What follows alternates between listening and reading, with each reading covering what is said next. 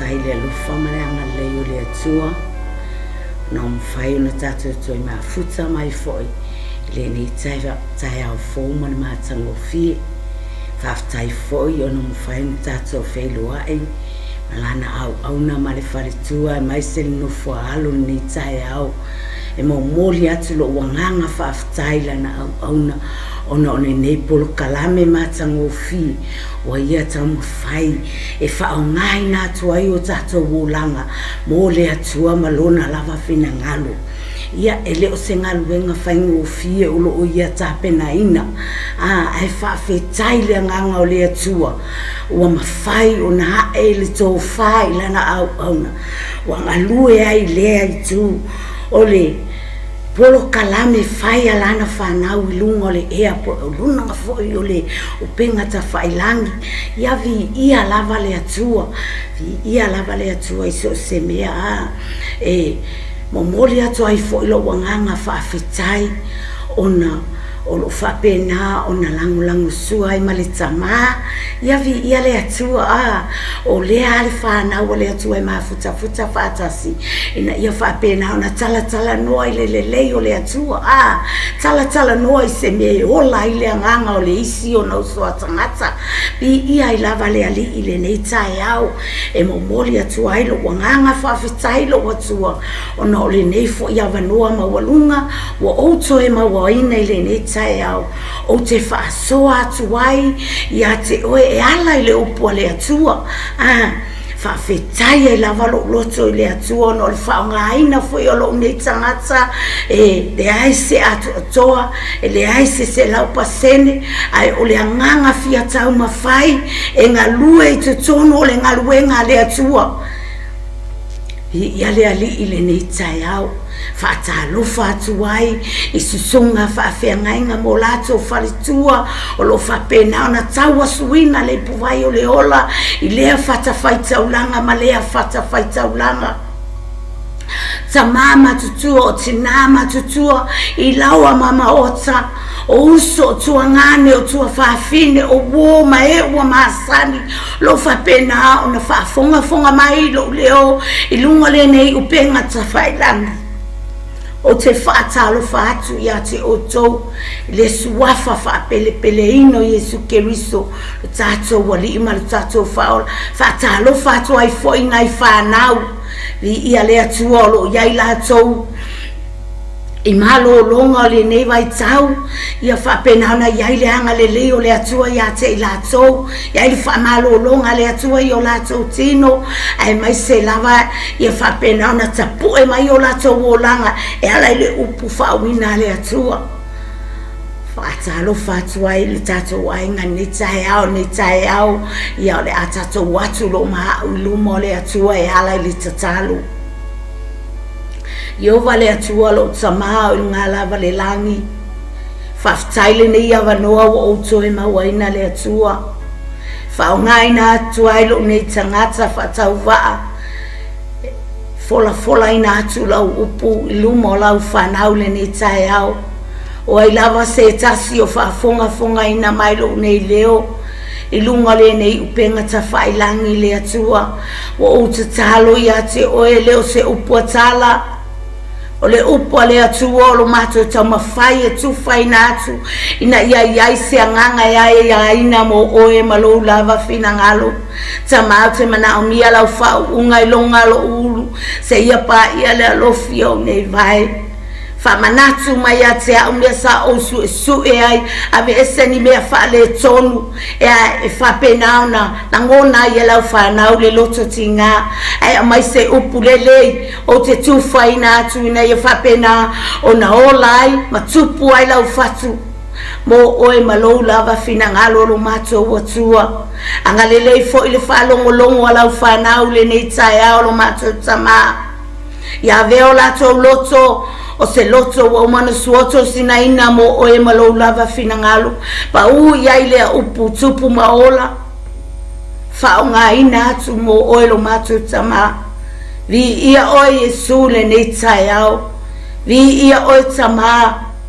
whaangangana I lo ngutu ia wafionga pa ia whaamatala lo toina I te tono lo nei tangata au lava fionga pa ia lo matou tama ia vi ia ai oe ai le o le tangata na o Yesu amen vi ia le tua ia ele tuetele lava setala ale atato wolo ile upa le atua ile neita yao ma ile tusi na kenese lo na mta upo elu asifuru malua etasi lava sina fai upu o mai ile neita yao fa pena ona tata ia yo tato loto mo tato mafau fa pena ona fa ongai na yo tato wolanga mo ia malona lava finangalo ama wala utusi ya fayo ya ila utusi ma oina su e fatasi mai ma au le kenese luas fumalua alona foi upos fumalua ona feta lai mai lea o ia so ia le o lo lima ile tama o le atua le o lo feta lai awa foi e te fai se me tasi ya te ia o lo fa pena na tautala le atua ya apera amo awa o wiloa nei wa e matau i le atua o le atua lava lea o sila fiaina i le atua le loto apera amo le nei tai au ina wale tau fia lo watalii o lo watalii e to atasi a wai atu mai ate au faftai le atua i lana upu a fai ei se manatu au tu ile tamata upule nei tai au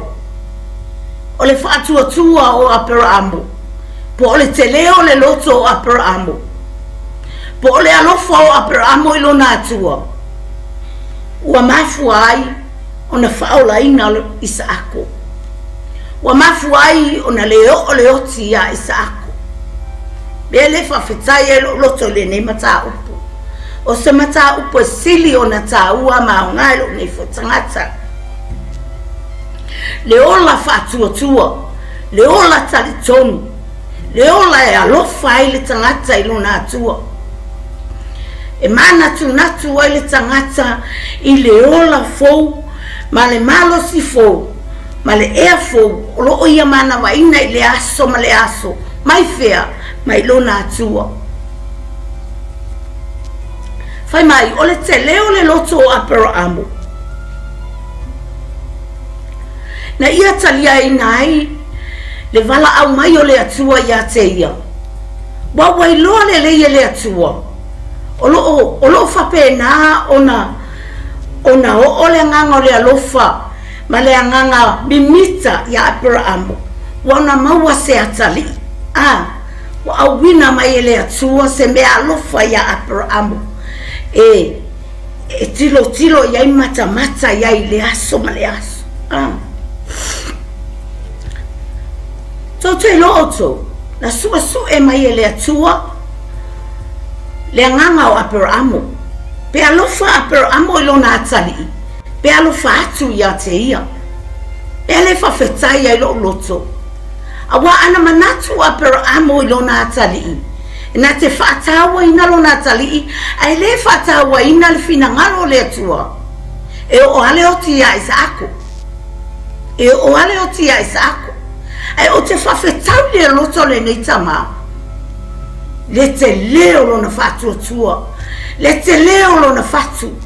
le te leo lo na alofa atua i lo na atua le iaiso na manatu i lo na atali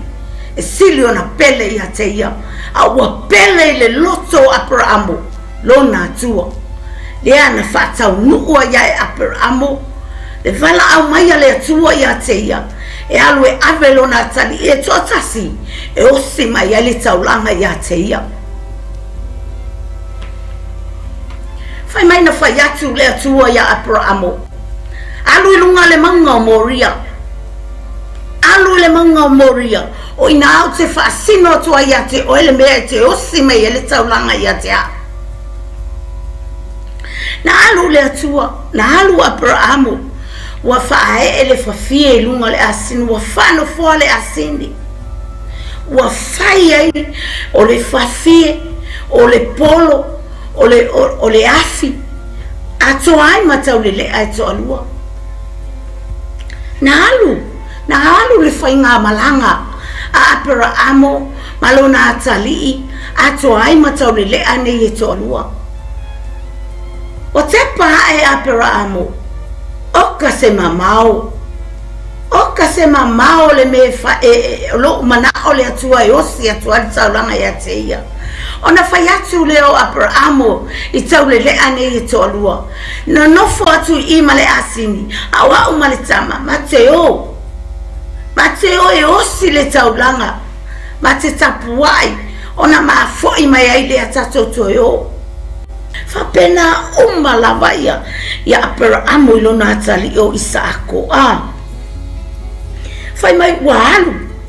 Wa e fa fia ilungo Isaako. Wa ole polo, ole afi lona lima. Walu le la fainga malanga mlonga atali. Walu le la fainga malanga e fa pe atu le toia ina ilona atali. O ile atali ile toia ina. Tama au fese tama ima moe osi ele taulanga ai lilo in manatu apera amo o yo Isaako o ia lela a osi atu ele taulanga ile atua ai alu lava le fai malanga ai fai mai ile atua ai fai mai apera amo ilo natali Isaako se au mai lava ile atua le tama ima moe mana e osi atu ele taulanga ia teia.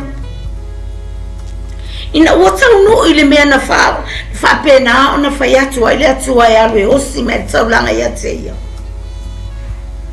Sa fa afu e apera amo le fafie. Ilunga le fata fa taulanga fa e fusi ya Isaako.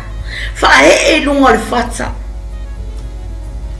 Wa apa atu lona nima ile pole naifi. Ise sifa winga ina ole upule ole polo ole naifi. Wa apa atu lona lima ile naifi ole a mai e fasioti a Isaako. Ai falongo ina le leo mai le langi. Fa pe mai apera amo wa tova ai ile matau tia ole atua. Ai alu ne malo loto atoa lo wanganga atoa lo malosi atoa lo mafau atoa e te fai ai ngaluenga le tua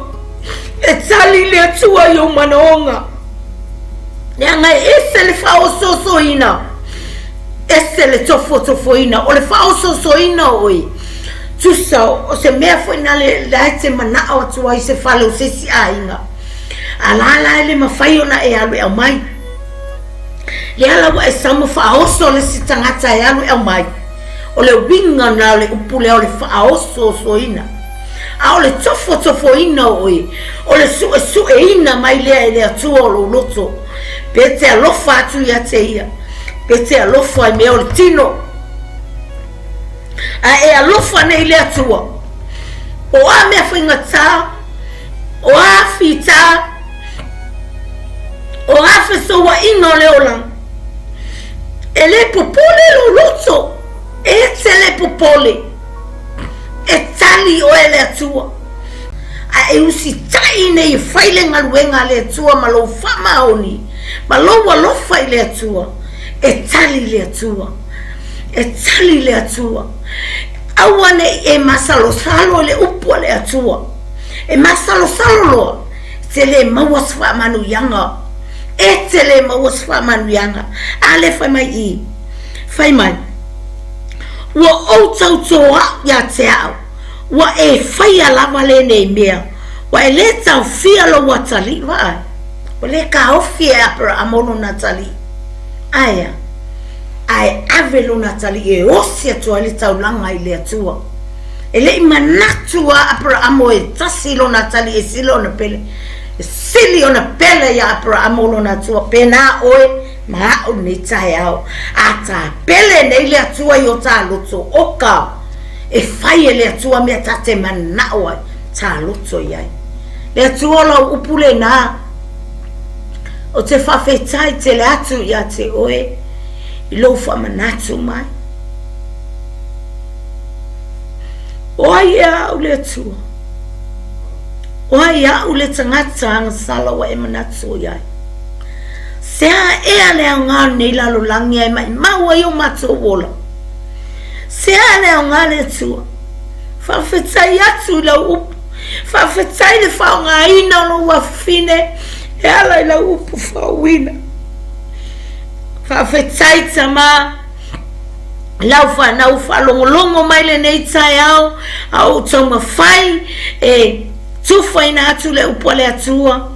Na ia ai na ai se nganga I fo ia tu ia te oe se nganga o lo whapena o na pongi sa se nganga o lo whapena o na loto tinga loto ita ta mao te whama losi a te ia le nei tai au ia maua ia le loto o no sai le loto whama walalo le loto na te whai ai le ngaluenga la ua fio I le whama oni ma le alofa mai a te oi. Whamanuia mai oi ne tae aono Yesu. Amen.